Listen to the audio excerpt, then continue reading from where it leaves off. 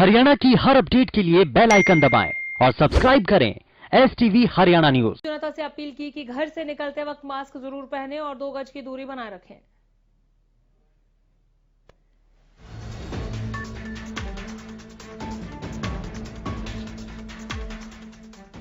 Corona को लेकर प्रदेश सरकार एक्शन प्लान में जुटी है। लगातार सरकार की तरफ से जागरूकता कार्यक्रम चलाए जा रहे हैं। सीएम मनोहर लाल ने प्रदेशवासियों को संबोधित करते हुए कोरोना को लेकर कई हिदायतें दी। सीएम मनोहर लाल ने साफ तौर पर कहा कि बीते कई महीनों में प्रदेश बड़ी महामारी से गुजर रहा है, जिससे निपटने के लिए सरकार पूरी तरह से मुस्तैद है। देख रहे हैं कि इस कोरोना की जो महामारी है, आज से 9 महीने पहले मार्च में ये अपने देश और प्रदेश में आई थी। उस समय एक ऐसा वातावरण बना था कि जो हमने इस बीमारी को कभी सुना नहीं था। इस बीमारी से किस प्रकार से हम छुटकारा पाएंगे, इसके रास्ते भी मालूम नहीं थे। तरह तरह की बातें चली, एक भय का वातावरण बना। उनका सहयोग भी किया। गरीब परिवार जिनका रोजगार समाप्त हो गया था, उनको हमने भरपूर सहायता भी की। लगभग 1200 करोड़ रुपए की राशि ये हमने उनको उपलब्ध कराई थी। जिनके घर में खाने के भी लाले पड़े थे, उनको केंद्र सरकार की योजना के अनुसार मुफ्त में राशन दिया जाने लगा। सीएम मनोहर लाल ने लापरवाही बरत रहे लोगों को नसीहत करते हुए कहा कि कोरोना जैसी बीमारी को गंभीरता से नहीं लेना हम सबके लिए एक बड़ी मुश्किल पैदा कर सकता है। सीएम ने कहा कि हमें लापरवाही से बचना चाहिए। एकाएक बीच में एक साइकिल फिर बढ़ने का आया था, फिर ठीक होने का भी आया, और अब ये तीसरा चरण ऐसा अब इस समय 9 महीने के बाद हमको देखने को मिल रहा है कि फिर से कोरोना का प्रभाव ये बढ़ रहा है। जो संख्या कम होती नजर आ रही थी, वो बहुत ज्यादा बढ़ रही है। प्रतिदिन 2500 से 3000 तक भी लोग हरियाणा में पॉजिटिव आने लगे हैं। ये बहुत एक चिंता की बात है। हमको लगातार 9 महीने के इस अनुभव के बाद ये ध्यान में आया है कि हमें बहुत सावधानी पूर्वक, बहुत सतर्क होकर के इस लड़ाई को लड़ना पड़ेगा। अपने संबोधन में सीएम मनोहर लाल ने मास्क की अहमियत बताते हुए कहा कि मास्क हम लोगों की मजबूरी नहीं है, बल्कि कोरोना से बचने का एक बड़ा हथियार है, जिसको हमें लगाए रखना बेहद जरूरी है। सावधानी बरतने के लिए हम कोरोना से अछूते कैसे रह सकते हैं, हमको मास्क के पहनने की आवश्यकता है। मास्क सब लगा करके रखें। हमको 2 गज की दूरी ये जो बताई गई है, इसको सदैव बनाकर रखना है।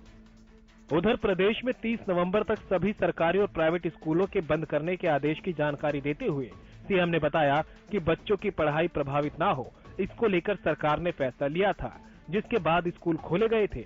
लेकिन स्कूलों में बढ़ते मामलों को लेकर फिर से इन्हें बंद करने का फैसला लिया गया। जिनके पास उस प्रकार के साधन नहीं है, उन परिवारों के अंदर इतने साधन नहीं है, तो उसी में से ये ध्यान में आया कि बच्चों को स्कूलों के अंदर पढ़ाया जाए।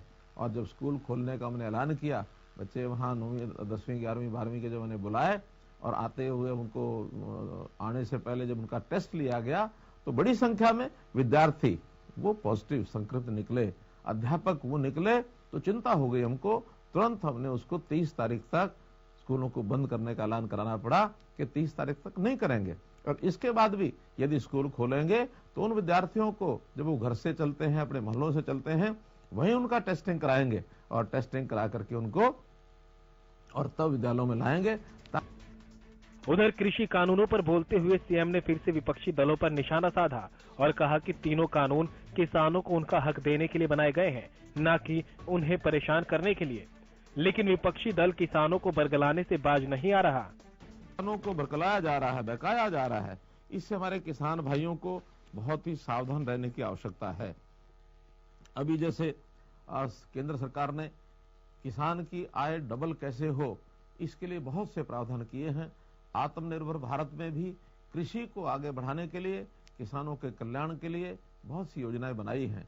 और साथ ही जो 3 कृषि बिल जो कानून बने हैं, उनका भी हेतु यही है कि हम एक खुली मार्केटिंग व्यवस्था किसानों को दें, किसानों को हर प्रकार की सुविधाएं उपलब्ध कराएं।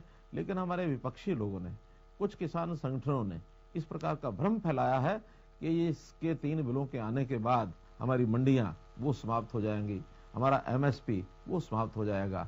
मैं आपको विश्वास दिलाता हूं क्योंकि अभी हरियाणा में हमने पिछले 1.5 महीने से जो प्रोक्योरमेंट किया है, चाहे वो धान का किया है, चाहे वो बाजरे का किया है, चाहे मूंग का किया है, मूंगफली का किया है, और ये जो सारा कपास की हमारी प्रोक्योरमेंट चली है, तो ऐसी सारी जो प्रोक्योरमेंट हो रही है वो सब मंडियों के माध्यम से हो रही है, सभी एमएसपी के ऊपर हो रही है।